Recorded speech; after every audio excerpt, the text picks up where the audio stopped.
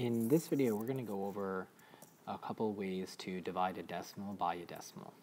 To start out, you might have a problem like there's a problem about buying ribbon. You want to buy ribbon to make a track, to make these like track medallions. You find a website that sells 4.8 meters of red, white, and blue striped ribbon for $20.16, or 7.2 meters of blue ribbon for $30.60. So you want to compare the costs as how much it is for 1 meter of ribbon at both prices. What you want to do then is you really ultimately have two different division problems. The first one you're looking at, you have the $20.16 divided by, and that's for the 4.8 meters. And the second problem is the $30.60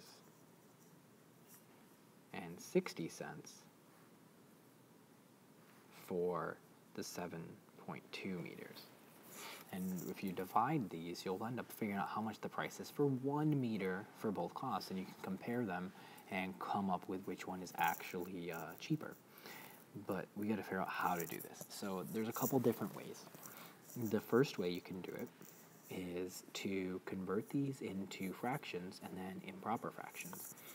So like 20 and 1600ths could be written 20 and 16 over 100 divided by 4 and 8 tenths. You can then do 20 times 100, which is going to be 2,000, and then add that to 16.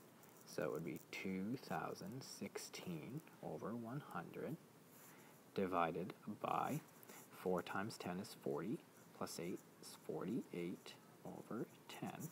And we know in the standard algorithm for division of fractions, you simply flip and then multiply. So you'll do 2,016 hundredths times 10/48.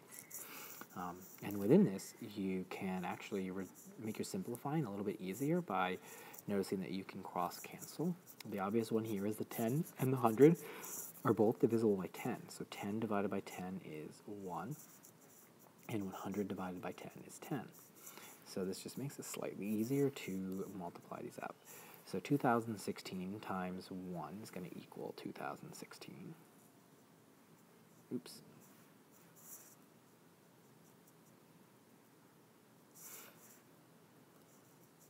Over 10 times 48, which is going to be 480. So now I have 2016 over 480.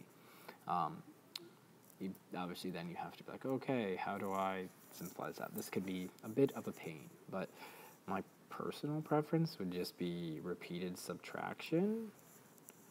So let me I'm going to zoom away from our main work area and come down here into another area and zoom in.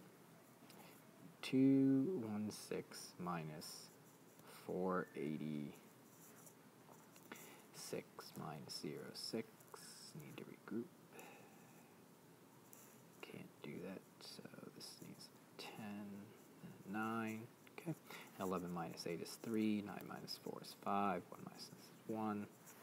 Alright, so that would be 1 time, so that's 1 whole. 486. Oops, that should be 13.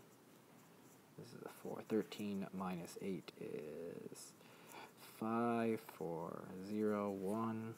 Okay, looks like we'll probably take away a couple more times, so that's 2 times. 1056 minus 480. 15, the 10 becomes 9, 15 minus 8 is 7, 9 minus 4 is 5, and we take it away one more time. Minus 480, 6,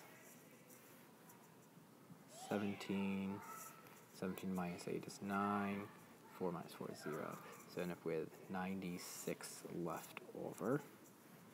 So we have 4 holes with 96 480ths left. This equals 4 and 96 over 480.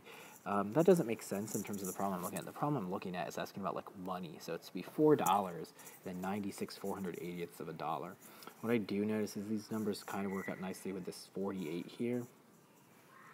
I know 48 times 2 is 96. So if I divide them both by 48, divided by 48 over 48, and divide this by 48, you're going to end up with 2 over 10. And 2/10 equals 20 cents, because 2 dimes. So you end up with $4, oops, that's great, equals $4.20, because it would be $4.02. Kind of a long way to look at division, but it's kind of using our fraction rules, which we already know, and can come up with this. There's actually another way to think about this in solving this next problem. $30.60 divided by 7.2. We can actually set this up. I'm going to come over here. 30.60 divided by 7.2. And we're going to set this up in more of a traditional long division style. But this is complicated because this decimal point here in the divisor makes it so it doesn't quite work like smooth easy division. What we're going to have to do is we're going to have to try to get rid of the decimal point.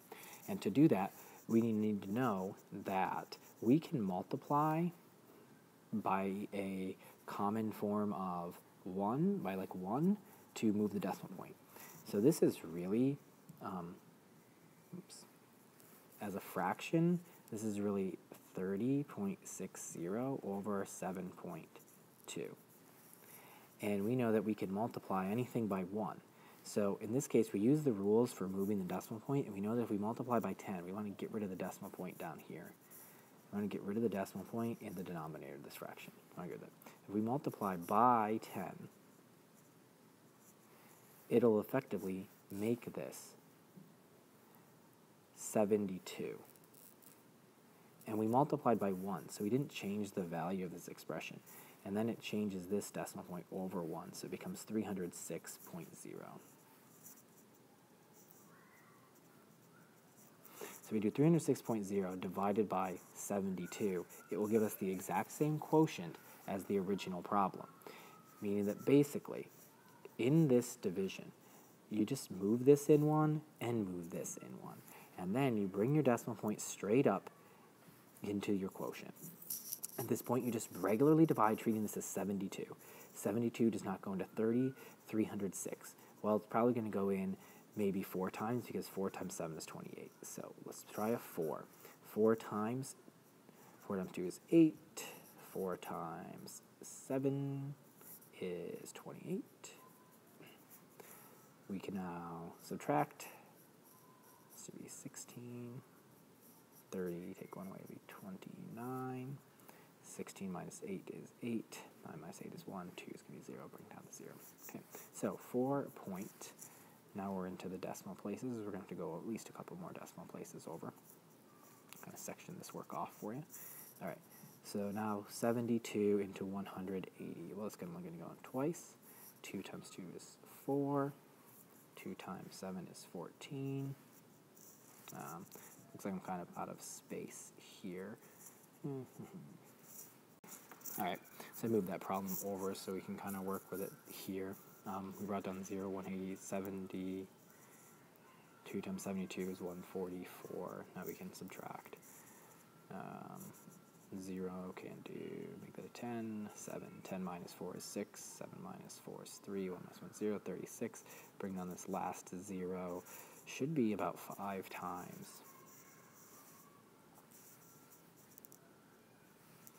5 times 2 is 10. 5 times 7 is 35 plus 1 is 36. Perfect. Equals 0 left over. A trick I saw somewhere is that you just put 2 lines in there. It means you have 0 and you're done. So our answer then becomes $4.25. $4.25. And we can go back to the original question now, answer it as to which was cheaper, the $4.25 or the $4.20. So the $4.21 means that you wanted to go with in terms of making that decision, you wanted to go with the ribbon. That was the $20.16 for at $4.80 per, or 4.8 meters. So the $20.16 was the one you'd want to go with to get the better deal. And this shows you two different ways to divide decimals by decimals.